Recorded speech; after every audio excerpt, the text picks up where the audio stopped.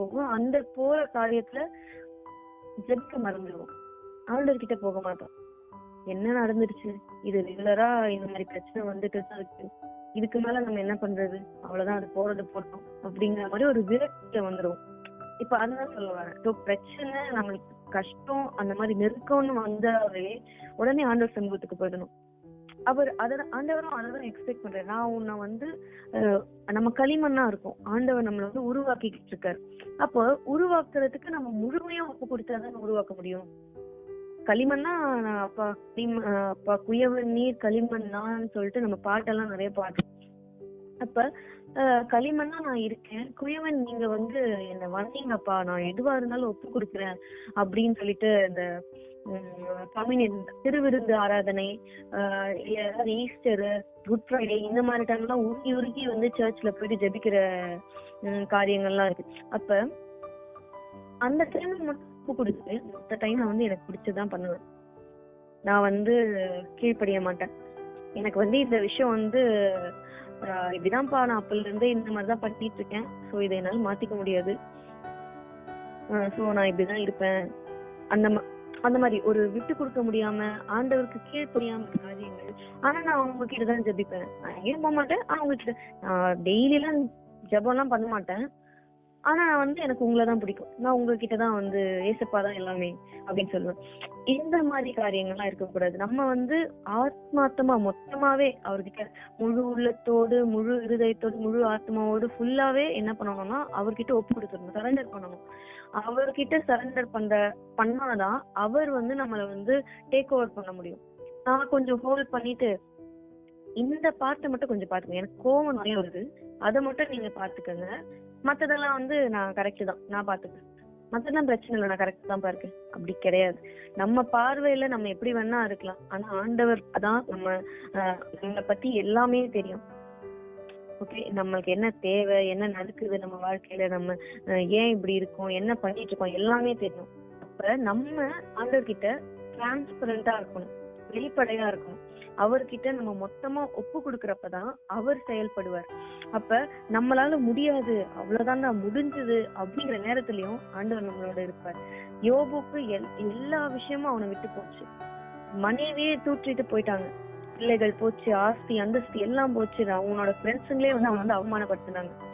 இவ்வளவு ஆண்டவர் சொல்ற, உனக்கு ஏதாவது பண்ணாங்களா, பேசாம ஏதாவது நீ தூஷித்து விட்டுட்டு வந்துரு அப்படின்னு சொல்றாங்க.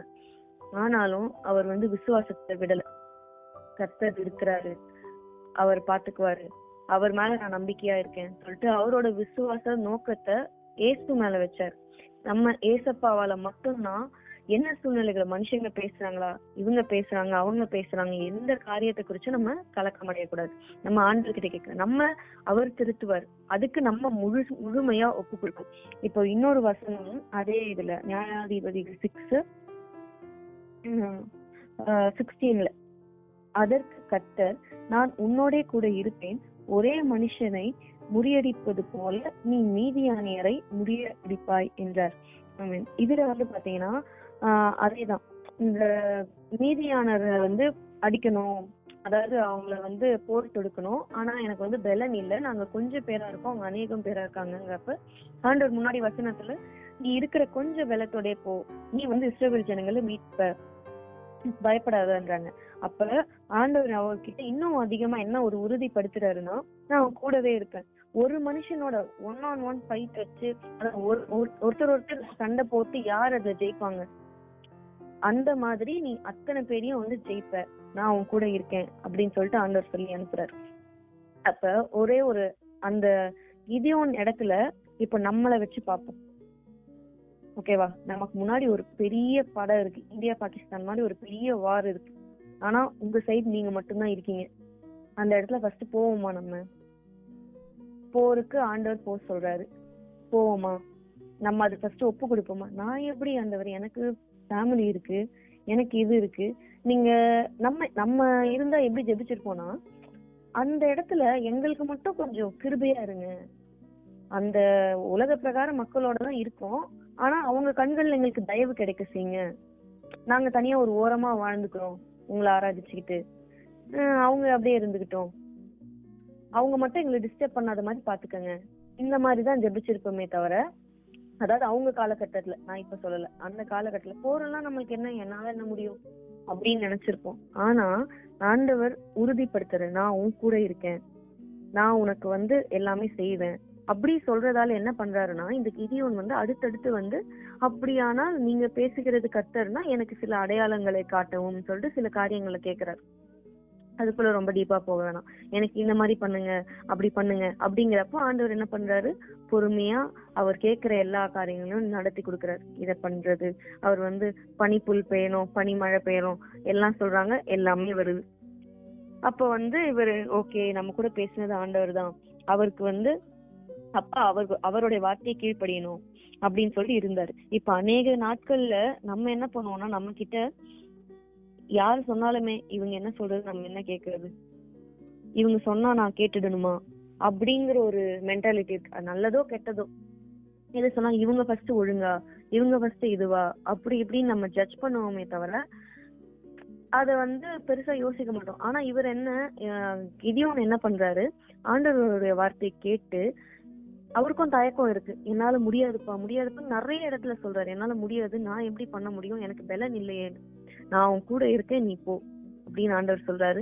இவர் கேட்டு அதன்படி கீழ்ப்படுகிறார். ஃபர்ஸ்ட் கீழ்ப்படிதல் இருக்கணும். ஆண்டவர் நம்மளுக்கு ஒரு வார்த்தையோ வாக்கு தத்தமோ கொடுத்தா அதுக்கு கீழ்ப்படியணும். கீழ்ப்படிந்து விசுவாசிக்கணும். ஃபர்ஸ்ட் ஆண்டவர் நம்ம கிட்ட சொல்றது உண்மையான காரியம், சத்தியம், அதுல அந்த வார்த்தையில ஒரு ஜீவன் இருக்கு அப்படின்னு நம்ம விசுவாசிக்கணும். ஃபர்ஸ்ட் ஒரு உபத்திரவம் வந்துச்சுன்னா நம்ம என்ன பண்ண வேண்டிய முக்கியமான விஷயம் விசுவாசம், நம்பிக்கை, கீழ்ப்படிதல். இந்த 3 காரியங்கள். இப்ப இன்னொரு வசனமும் நான் சொல்றேன். அது நியாயாதிபதிகள் 7:5-7. அப்படியே அவன் ஜனங்களை தண்ணீர் அண்டைக்கு இறங்கி போக பண்ணினான். அப்பொழுது கர்த்தர் கிதியோனை நோக்கி, தண்ணீரை ஒரு நாய் நக்கும் பிரகாரமாக அதை தன் நாவில் நக்குகிறவன் எவனோ அவனை தனியையும், குடிக்கிறதற்கு முழங்கால் ஊன்றி குனிகிறவன் எவனோ அவனை தனியையும் நிறுத்து என்றார். தங்கள் கையால் அள்ளி தங்கள் வாய்க்கெடுத்து நக்கி கொண்டவர்களின் லக்கம் 300 பேர். மற்ற ஜனங்கள் எல்லாம் தண்ணீர் குடிக்கிறதற்கு முழங்கால் ஊன்றி குனிந்தார்கள். அப்பொழுது கர்த்தர் கிதியோனை நோக்கி, நக்கி குடித்த அந்த 300 பேராலே நான் உங்களை ரட்சித்து மீதியானியரை உன் கையிலே ஒப்பு கொடுப்பேன். மற்ற ஜனங்கள் எல்லோரும் தங்கள் தங்கள் இடங்களுக்கு போக கடவர்கள் என்றார். ஓகே, இப்போ இது என்ன காரியம்னா, அங்க போறதுக்கு கிதியோன் கிட்ட ஆல்ரெடி கொஞ்சமான ஆட்கள் தான் இருக்காங்க. அப்ப கொஞ்சமான ஆட்கள்ல யார நான் தேர்ந்தெடுக்கிறது அப்படின்னு ஒரு கொஸ்டின் வரப்ப ஆண்டவர் அதுக்கும் வழி வச்சிருக்காரு. அப்ப ஆண்டவர் பிரச்சனையை மட்டும் கொடுக்கல, அதாவது உபத்திரம் வந்துருச்சு எனக்கு மட்டும் ஏன் இப்படி, எனக்கு மட்டும் ஏன் இப்படின்னு இல்லாம அதுல இருந்து தப்பி போகிறதுக்கான வழியையும் அவர் நம்மளுக்கு சொல்றாரு. நம்ம திராணிக்கு மேலாக, திராணிக்கு மிஞ்சி நம்ம சோதனைக்கு உட்படுத்த மாட்டவே மாட்டார். அப்ப எனக்கு மட்டும் தான் இப்படி நடக்குது, எனக்கு மட்டும் தான் நடக்குதுன்னு இல்ல. இங்க ஒரு பிரச்சனை வந்துச்சா, இந்த பிரச்சனைய ஃபர்ஸ்ட் ஆண்டவர் பேசுறாரு, நான் உன் கூட இருக்கேன். அப்ப என்ன பண்றாரு, கிதியோன் அக்செப்ட் பண்ணிக்கிறார். ஓகேப்பா, நீங்க என் கூட இருக்கீங்க, இப்ப நான் என்ன பண்ணணும் அப்படின்னு மனுஷரிடத்துல கேட்கல, தேவனிடத்துல கேட்கிறப்ப அவர் இந்த ஆப்ஷன் கொடுக்கிறாரு. 2 கட்ட ஜனங்கள் தண்ணீரை இப்படி குடிப்பாங்க, ஒருத்தர் நக்கி குடிப்பாங்க, இன்னொருத்தர் கால் ஊன்றி குடிப்பாங்க. இதுல நக்கி குடிக்கிறவங்க எல்லாருமே போருக்கு ஆயத்த பண்ணப்பட்ட மனுஷர்கள் அப்படின்னு சொல்லி அங்க ஒரு சைன் அவர் கொடுக்கிறாரு, இந்த மாதிரி பண்றவங்க அப்படின்னு சொல்லி. அதுல ஒரு மொத்தமே 300 பேர். ஆனா மீதியானோட படை 16,000, 16,000 மெம்பர்ஸ் இருக்காங்க. இவங்க வெறும் 300 பேரை ஆண்டவர் இருந்திருப்பாங்க. இங்கேயும் ஒரு 1000 பேர் இருந்திருப்பாங்கன்னா அதுலயும் ஃபில்டர் பண்ணி ஆண்டவர் என்ன பண்றாரு, ஒரு 300 பேரை தேர்ந்தெடுக்கிறார். அப்ப ஆண்டவருடைய வழி நடத்துதல பாருங்க. ஒவ்வொரு காரியத்தை குறிக்கிறப்ப நம்ம என்ன வேணா நினைக்கலாம், ஆனா ஆண்டவர் சூழ்நிலையை நமக்கு சாதகமா பயன்படுத்துவார். நம்ம நினைக்கலாம் எல்லாம் கைவிட்டு போச்சு, இங்க எதுவுமே நடக்காது, இனி அவ்வளவுதான் டெட் எண்ட், யார்கிட்ட போய் பேசினாலும் நடக்காது அப்படின்னு நினைக்கலாம். ஆனா ஆண்டவர் நம்மளுக்கு ஒரு வழியை வச்சிருப்பாரு. எப்படி ஆகிலும் தேவனால கூடாத காரியம் என்று ஒன்றுமே கிடையாது. அப்ப அவரை பிளைண்டா என்ன பண்ணணும், நமக்கு இப்ப ஒரு பிரச்சனை வருது, நீங்க ரோட்ல போயிட்டு இருக்கீங்க, ஒரு வசனத்தை பாக்குறீங்க, ஆண்டவரே நன்றி என்கிட்ட பேசின மாதிரி இருந்துச்சு அப்படின்னு சொல்றோம். அது விசுவாசிச்சு நெக்ஸ்ட் நான் என்னப்பா பண்ணணும், நம்மளோட பற்றுதல் என்ன, பிரச்சனை வரும் போகும், நம்மளோட பற்றுதல் ஆண்டவரே தான் நோக்கி இருக்கணும். அதுக்கு ஒரே ஒரு நிமிஷம்.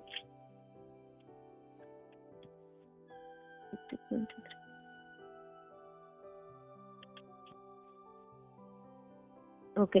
அதுக்கு ஆண்டவர் ஆக்சுவலி நிறைய கன்ஃபர்மேஷன் கொடுப்பாரு. இதுக்கு அடுத்தடுத்து வசனங்கள் 8 வரைக்கும் பாத்தீங்கன்னா, நியாயாதிபதிகள் 6, 7, 8 கிதியோன் எப்படி மீதியான அழிச்சாங்க. அதுக்கு ஆண்டவர் எப்படியெல்லாம் சப்போர்ட் பண்ணாங்க, எந்த விதத்துல ஆண்டவர் ஒரு அன்பான தேவன், நம்மளை நேசிக்கிற தேவன், நம்மளை எப்பயுமே காண்கிற தேவன் என்பதை அதுல அழகா குறிப்பிட்டிருப்பாங்க.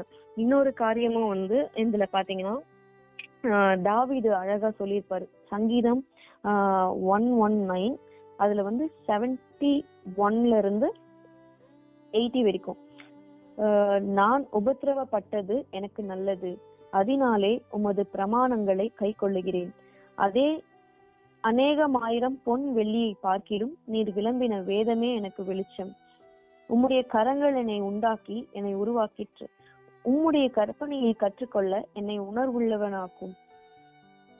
கர்த்தாவே, உமது நியாய தீர்ப்புகள் நீதிகள் என்றும் உண்மையின்படி என்னை உபத்திரவப்படுத்தினீர் என்றும் அறிவேன்.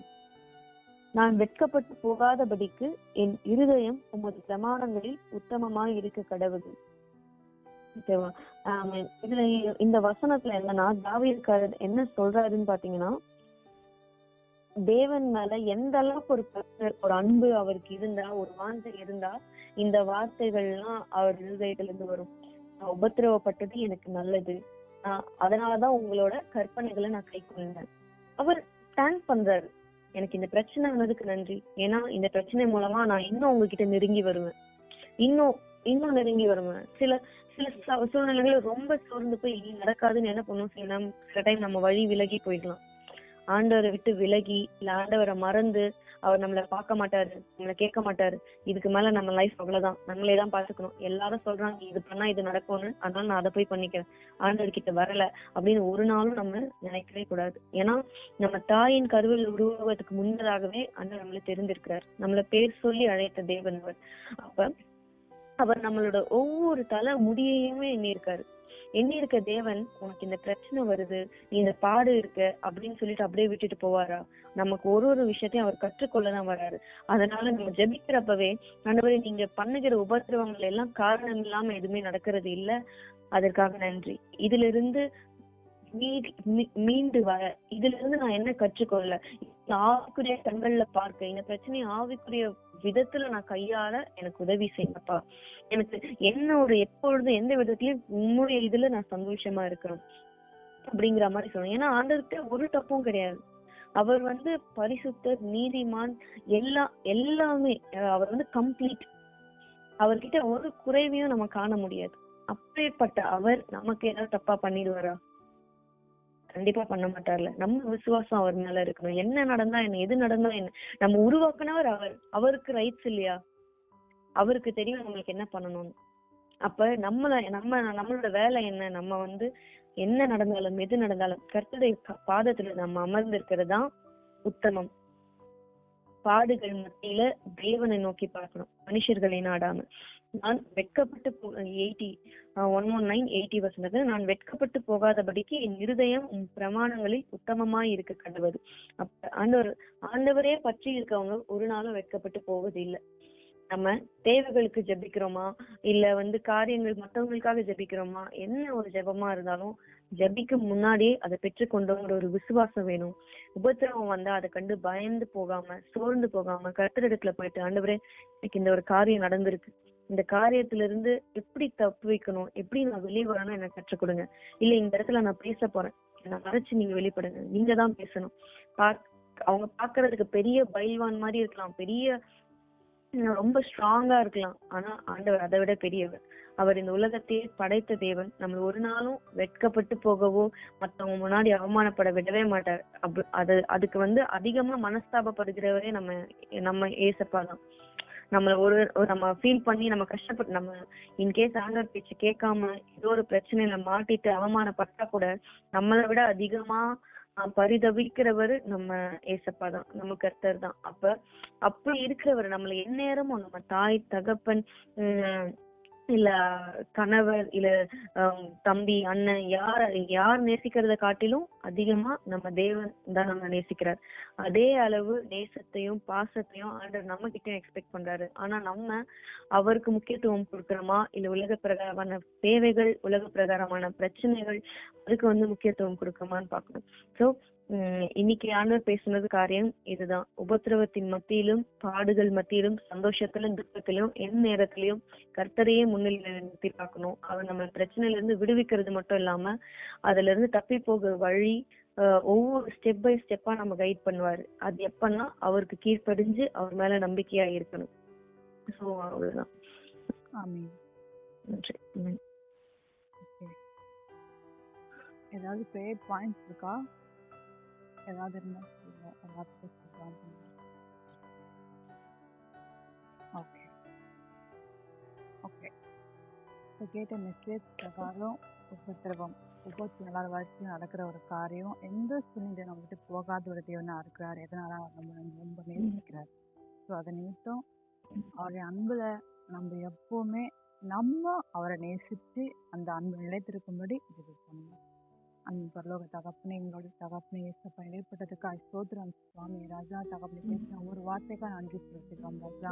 தகப்பனே ஏசப்பா உபத்திரமத்தில் பாடல்கள் தகப்பனை எவ்வளவு முறுமுறுத்திருக்கலாம், உங்களால் கஷ்டப்படுத்திருக்கலாம் சுவாமி. தேவன் எங்களை மன்னித்து தகப்பனே சூழ்நிலை எங்களுக்கு சாதகமாய் மாற்றும்படி தகப்பனை முன்பான வைத்த ஆத்மாவை பெற்றுக்கொள்ளும்படி ஒவ்வொரு ஆத்மாக்கள் நீங்க பொறுப்படுத்திக் கொள்ளுங்கப்பா. தகப்பனை கேட்ட ஆத்மாக்கள் நீங்க பொறுப்படுத்திக் கொள்ளுங்க. உங்கள் பலப்பட உதவி செய்யுங்க ராஜா. உங்கள் தகப்பனை நெருக்க உதவி செய்யுங்க ராஜா. தகப்பனை நெருக்கத்தின் மத்தியில வியாபாரத்தின் மத்தியில தகப்பனை விட்டு பின்வாங்கி போகாதபடிக்கு பலப்படுத்தி காத்து கொள்ளுங்க ராஜா. தகப்பனை பராக்கிரமசாலியே கர்த்தர் இருக்கிறார் என்று சொன்னீரே. இயேசுவின் நாமத்தில் தகப்பனை எங்களோடு கூட இருக்கிறீர் ராஜா. தகப்பனே ஏசப்பா, நாங்கள் உலகங்கள் அற்புதமா பார்க்கலாம் சுவாமி, ஒன்றுக்குமே உதவி இல்லாம சொல்லி பார்க்கலாம் சுவாமி. நீர் எங்களை பார்க்கிற விதம் தகப்பனை பராக்கிரமசாலியை பார்ப்பீர் ராஜா. உம்முடைய நாமத்தினும் தகவல் வெற்றி செயலாய் இருக்க உன் நாமத்தை வகைப்படுத்த கிருபை தாரும். ஒரு ஆத்மாக்களையும் பொறுப்படுத்திக் கொள்ளுங்க. சுகபலத்தை கொடுங்க. நோயில இருந்து விடுதலை கொடுங்க. திருமணத்துக்கு ஆயத்தமாக பலப்படுத்துங்க. அதுக்கான பணத்தை ஆசீர்வதித்து பாதுகாத்துக் கொள்ளுங்க ராஜா. தகப்பனை கூட இருந்து ஒவ்வொரு ஆத்துமாக்களும் தகப்பனை நீங்க உங்களுடைய பலனை நிரப்பி உம்முடைய சித்தம் செய்ய உம்முடைய கரத்திலே எங்களை தாழ்த்தி ஒப்பு கொடுக்கிறோம். எல்லா துதி கனமகியும் கர்த்தா உண்மைக்கே செலுத்துகிறோம் ராஜா. உன்னதமான தேவனுக்கு ஸ்தோத்திரத்தை எடுக்கிறோம் எங்க நல்ல தகப்பனே இயேசு கிறிஸ்துவின் நாமத்தில் ஆமென். என் ஆத்துமாவை கர்த்தரை ஸ்தோத்திரி, என் முழு உள்ளமே அவருடைய பரிசுத்த நாமத்தை ஸ்தோத்திரி. என் ஆத்துமாவே கர்த்தரை ஸ்தோத்திரி, கர்த்தர் செய்த சகல உபகாரங்களையும் மறவாதே. ஆமென்.